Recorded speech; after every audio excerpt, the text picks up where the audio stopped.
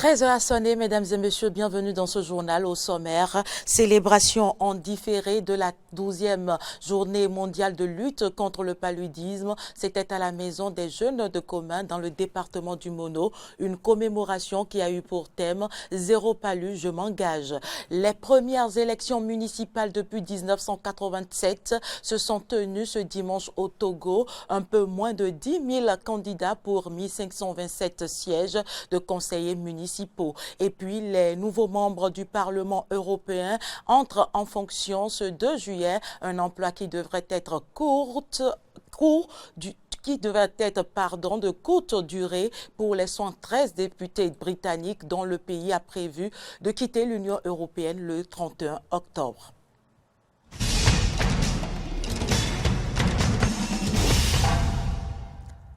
Merci de nous préférer pour vous informer. Le Bénin a commémoré en différé la 12e journée mondiale de lutte contre le paludisme. Zéro palu, je m'engage, tel est le thème de cette journée mondiale de lutte contre le paludisme célébrée à la Maison des Jeunes de Comin dans le département du Mono. Une journée au cours de laquelle le ministre de la Santé et les partenaires techniques et financiers se sont engagés pour en découdre avec cette affection au Bénin. Jonas Bouchi pour Le Point. En dépit des multiples efforts dans la lutte contre le paludisme au Bénin, les indicateurs sanitaires n'annoncent pas la fin de cette maladie pour bientôt. Dans la commune de Comin qui accueille la commémoration de la 12e journée mondiale de lutte contre le paludisme au Bénin, le maire de cette commune a fait savoir que 62,95% des enfants de moins de 5 ans ont fait le palu au cours de l'année 2018 avec un fort taux de mortalité. Ce qui fait renouveler l'engagement de l'ambassadeur des États-Unis qui, au nom des partenaires techniques et financiers, a promis soutenir le peuple béninois dans la lutte victorieuse contre le paludisme. Ces statistiques nous obligent non seulement à renouveler notre engagement à soutenir les efforts du gouvernement béninois, mais aussi à encourager le travail qui se fait. Et pour ce qui nous concerne, au nom des différents PTF, nous renouvelons notre engagement à soutenir les peuples béninois pour la lutte victorieuse contre le paludisme. Le représentant du représentant résident de l'OMS au Bénin est optimiste quant à une victoire dans la lutte contre le paludisme au Bénin. Une Afrique libérée du paludisme est possible, à condition d'assurer une coordination solide et la mise en œuvre de stratégies et d'initiatives appropriées. Il est également important de mettre en place des dispositifs de financement efficaces, ainsi que l'élaboration de processus garantissant le suivi des progrès réalisés. Le ministre de la Santé lance alors un appel à la mutualisation des énergies afin de pouvoir vaincre le paludisme au Bénin. Tout le monde est donc concerné par les efforts à faire afin que le paludisme ne soit plus un problème majeur de santé publique. C'est en réalité un cri d'appel que l'OMS lance à toute la communauté internationale dans la mutualisation des énergies pour arriver à bout de ce fléau qui reste et demeure un fardeau additionnel pour les services de santé. D'après le rapport 2017 sur la santé au Bénin, le paludisme a battu le triste record de premières causes de consultation et d'hospitalisation qui se sont soldées par 19,3% de décès. C'est désormais obligatoire de faire assurer la construction d'un certain type d'ouvrage au Bénin. Les élus communaux et chefs services techniques des mairies du Mono ont pris connaissance des tests régissant cette nouvelle disposition au Bénin au cours de la semaine écoulée. C'était au cours d'une séance de vulgarisation à la préfecture de Lokossa. On retrouve Jonas Bouchi pour les détails. Des dizaines de millions de nos francs perdus en un temps record. Suite à des effondrements des bâtiments en construction, le Bénin a enregistré plusieurs cas au cours desquels les propriétaires déjà financièrement essoufflés n'arrivent pas à faire face aux dommages collatéraux. Il est désormais obligatoire à tout constructeur de souscrire à une assurance des risques de construction au Bénin. C'est à la vulgarisation des tests de cette nouvelle disposition que les élus communaux et les chefs services techniques des mairies du Mono ont été conviés à la préfecture de Lokossa. La séance de ce jour a pour objectif d'informer et de sensibiliser les acteurs locaux, communaux et responsables au niveau départemental impliqués dans les différents actes de construction afin que le réflexe de la souscription à l'assurance des risques de la construction devienne une première nature découlant logiquement de la prise de conscience collective. Le directeur de la promotion économique, Léopold Vidjenani, a expliqué à l'assistance l'importance de cette assurance. Les constructions ont un coût. Elles exigent des aptitudes, ce qui justifie un nombre d'intervenants dans leur réalisation, de la conception à l'érection du bâtiment ou de l'ouvrage. Tous ces intervenants engagent leurs responsabilités et au cas où il faut réparer les dommages causés, il est souvent nécessaire d'exposer des fonds. C'est là qu'intervient le rôle de soutien de l'assurance pour la garantie de cette incidence financière. D'après les tests déjà en vigueur au Bénin, cette obligation d'assurance des risques en construction concerne les ouvrages sociaux communautaires et tout autre ouvrage dont le coût de réalisation est supérieur à 100 millions de francs CFA. Le président Patrice Talon a participé à la 55e session ordinaire de l'autorité de la CEDEAO des chefs d'État et de gouvernement à Abuja, au Nigeria, ce 29 juin 2019. De nombreux dossiers ont été évoqués par les chefs d'État de la sous-région, à l'instar de l'élection présidentielle en Guinée et la désignation du prochain président de la CEDEAO. Le ministre des Affaires étrangères, Aurélien Agbenonchi, a donné un point de presse au retour de la délégation béninoise d'Abuja. C'était au salon d'honneur de l'aéroport international CBG. On l'écoute au micro de Fréjus Serron. Au cours de cette session, ils ont examiné les rapports ordinaires, le rapport intérimaire du président de la commission de la CEDEAO, le rapport de la 42e session ordinaire du Conseil de médiation et de sécurité, le rapport de la 82e session ordinaire du Conseil des ministres et des rapports spéciaux. Au nombre des rapports spéciaux, il y a eu un rapport sur la situation politique en Guinée-Bissau, un rapport spécial sur la monnaie unique de la CEDEAO, un rapport aussi sur les questions liées au mariage des enfants. Pour ce qui concerne le Bénin, il y a eu aussi le rapport sur la task force sur la circulation des biens des personnes et la liberté d'établissement et de fonctionnement harmonieux des corridors. Et je suis heureux de vous dire que le Bénin a été salué, a été félicité parce qu'il est le premier pays, il est classé premier au nombre des pays qui ont respecté les engagements qui ont été pris par les divers États s'agissant de la libre circulation des biens, des personnes, mais aussi le dégagement des corridors pour permettre aux citoyens de la CEDEAO d'aller et de venir.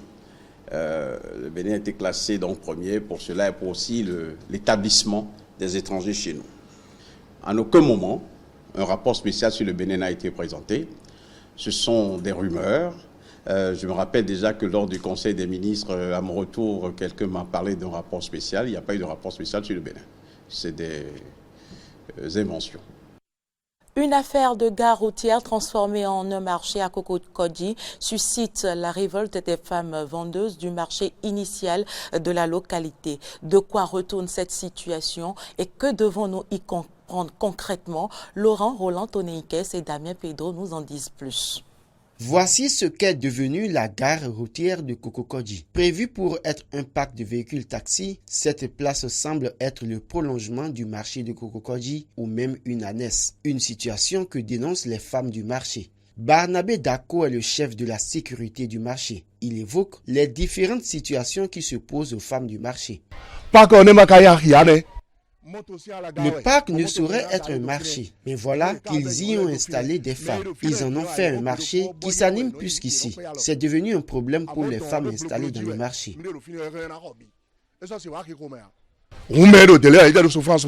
Viviane Gouraud, vendeuse au marché de Kokokodji, se désole également de la situation qu'elle vit avec ses pères. En lieu et place du marché, c'est le parc qui s'anime. Le positionnement des feux tricolores facilite l'accès au parc qui est devenu un marché et du coup, nous autres sommes oubliés ici. Les autorités ne réagissent pas. Nous payons nos tasses et pourtant, les responsables du parc se seraient transformés en syndicat du marché pour percevoir des tasses chez les femmes qu'ils ont installées sur leur site. Les autorités sont alors interpellées afin que les femmes quittent le parc pour rejoindre leur emplacement dans le marché.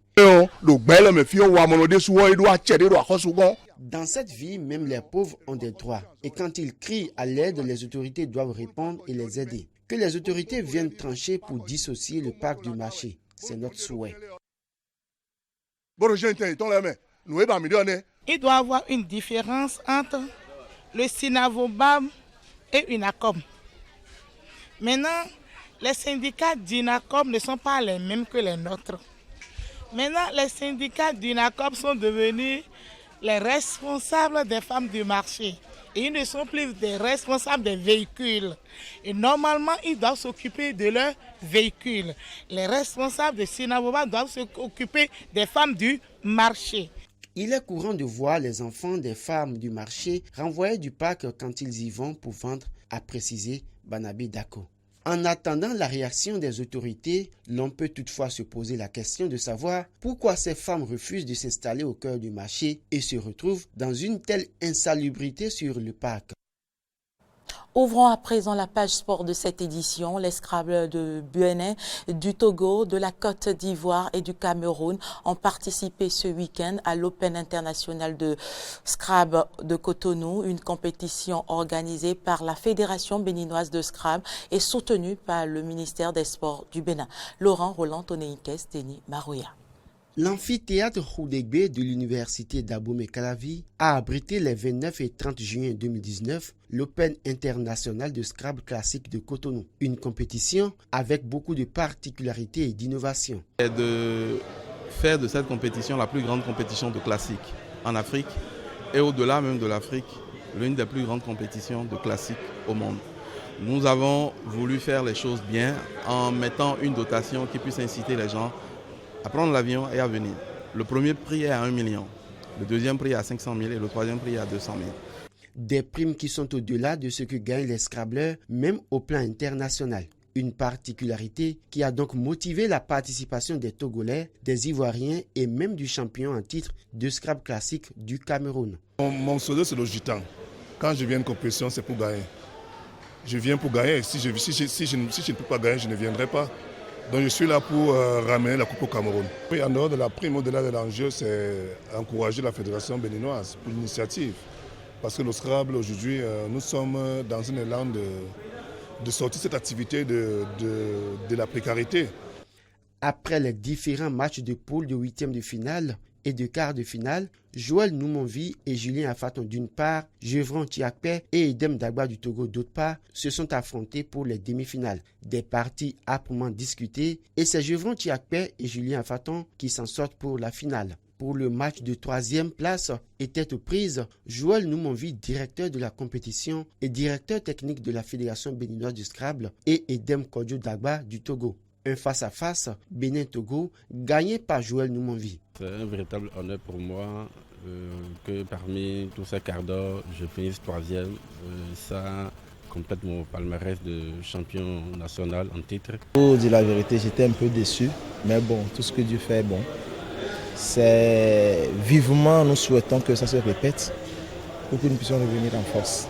Au terme de la compétition, c'est Jevron Tiakpe qui s'en sort en battant en finale le champion du monde Julien Afaton 3-2 sur les 5 parties. Il gagne le trophée et 1 million de francs CFA. Julien Afaton devra se contenter de 500 000 francs CFA. Daniel Essomba du Cameroun rentre avec le prix de l'amitié, tandis que Herman Kouadia de la Côte d'Ivoire remporte le prix du fair play. Rendez-vous est pris pour l'année prochaine où aura lieu la deuxième édition de l'Open international du Scrabble de Cotonou.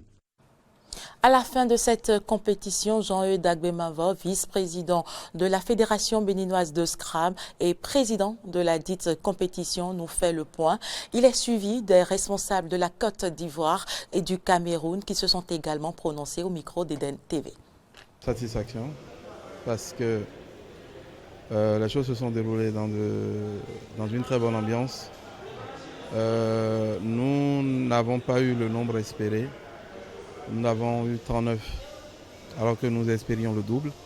Mais la qualité de ceux qui ont fait le déplacement suffit largement à nous réconforter sur la pertinence de ce tournoi. Et comme nous vous l'avons souhaité et nous vous l'avons dit, c'est un tournoi qui a vocation à être un tournoi international, qui va regrouper la plupart des fédérations d'Afrique francophone autour du jeu de Scrabble. Ça a été très compliqué parce que mon huitième de finale était très dur. Contre le Togolais, j'ai dû puiser dans mes derniers retranchements pour arriver en quart. Et malheureusement, en quart, tout s'est joué sur le troisième match. Parce que c'était un sort ou je ne sais pas, c'était le destin. Bon bref, j'ai félicité Julien et j'ai dit que ce n'est que partie remise. Ce n'est que la première édition. Il y en aura d'autres. Le Gitan, s'il plaît à Dieu, sera toujours présent. Je suis venu me battre pour les 1 million, mais malheureusement, je suis tombé au premier tour. Je peux dire que c'est une compétition, donc la prochaine édition sera là-bas. Mine de rien, les gens ont sous-estimé, mais quand nous sommes venus, ce qu'on a vu, c'est vraiment du costaud. Je pense que même les Blancs ne le font pas. Les Blancs, tu t'en vas en Europe, tu payes le billet d'avion, tu arrives, le trophée, ce qu'il y a dedans, c'est 600 000. Or, ton billet d'avion, d'abord, ça fait 1 million. À quoi? Bon, c'est parce qu'on aime le Scrabble. Ici, nous sommes venus se déplacer à moindre coût. Mais le trophée 1 million, les Français n'arrivent pas à le faire. En Afrique, on doit encourager ça. Vous le savez, les écureuils du Bénin ont affronté dans la soirée de ce samedi pour le compte des matchs de la deuxième journée de la CAN Égypte 2019, les Lycaons de la Guinée-Bissau. Cette rencontre sur laquelle les supporters des écureuils étaient prêts à tout parier contre la victoire des écureuils s'est finalement soldée par un match nul de 0 but partout. Au terme de cette rencontre, Laurent Roland Tonéikès a recueilli les avis de quelques citoyens qui ont suivi le match. Suivez ici leurs impressions. Sincèrement, les Béninois, ils ont effectivement essayé. Ils ont essayé. Moi, je les félicite d'abord. Mais sincèrement, ça le reste. Ça reste beaucoup. C'est pas ce que j'espérais d'eux. Normalement, en face du Guinée-Bissau, normalement, ils devaient normalement le gagner. Mais ça le reste, selon moi, le jeu de pressing. Ils doivent être un peu rapides dans les jeux. Et sur le plan du match, ils ne m'ont pas convaincu concernant l'attaque. Ils ont bien joué la défense, le milieu, ça a été parfait. Mais les attaquants n'ont pas été au point pour concrétiser les dernières touches. Donc c'est sur l'attaque qu'ils ont un peu manqué de professionnalisme. Avec le Cameroun, la chance reste, le pourcentage reste très faible pour qu'on puisse battre le Cameroun, parce que moi je comptais plus sur la Guinée-Bissau pour qu'on puisse les battre et espérer au moins faire un nul contre le Cameroun et être parmi les meilleurs deuxièmes ou meilleurs troisièmes. Malheureusement, ça n'a pas été le cas. Et franchement, les écureuils, ils ont essayé quand même. Seulement que il les manque un peu de pressing. Pour jouer, pour courir là, il les manque un peu, mais ils ont essayé. Mais c'est pas mal. Et le mardi prochain, on va gagner le match. Moi, je suis sûr. Je suis fier de mon pays. Le résultat pour être franc, ça ne nous arrange pas. Parce que premier match nul. Second match nul. Ça fait 1-1. Ça ne nous arrange pas, surtout qu'on a le troisième match par rapport au Cameroun, qui est une grande équipe. Bon, parlant des prestations des joueurs, ils ont quand même mouillé le maillot, même si le résultat n'a pas été satisfaisant. L'entraîneur aussi a mis le paquet, parce qu'on a vu les 3 changements.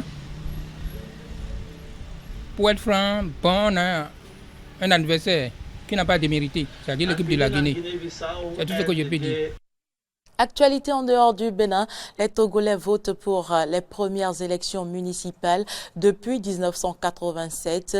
Ils auront à élire 1527 conseillers municipaux, de quoi redessiner le pays présidé par Faure Gnassingbé qui a pris le pouvoir suite à la mort de son père, Iyadema Gnassingbé. La police tente d'empêcher à Kinshasa la tenue d'une marche de l'opposition interdite par les autorités de la République démocratique du Congo en immobilisant la voiture qui transportait l'ex-candidat à la présidentielle Martin Fayoulou. Ce dernier accuse plus que jamais son ex-allié, le président Tshisekedi, de n'être qu'une marionnette entre les mains de son prédécesseur et nouveau partenaire Joseph Kabila. Suivez plutôt. Oui, parce qu'ils étaient hostiles, on essaie de parler avec eux.